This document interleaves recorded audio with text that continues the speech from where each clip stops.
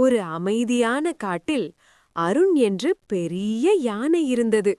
அது மிகவும் வலிமையானது. ஆனால் அதைவிட பெரியது அதன் மனசு. ஒரு கடும் வெயில் நாள். காட்டில் தண்ணீரெல்லாம் காய்ந்து போயிற்று. ஒரு சிறிய மான் தண்ணீரில்லாமல் சோர்ந்து நின்றது. அதை பார்த்த அருண் அமைதியாக ஆற்றங்கரைக்கு சென்று தன் தும்பிக்கையால் மணலை அகற்றி அடியிலிருந்த தண்ணீரை மேலே கொண்டு வந்தது. மான் மட்டுமல்ல, மற்ற பறவைகள், குரங்குகள் எல்லாம் தண்ணீர் குடித்து உயிர் தப்பின.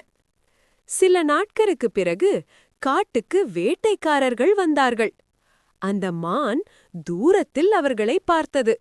அது உடனே ஓடி அருணிடம் சொன்னது. அருண் ஒரு பெரிய சத்தம் போட்டது.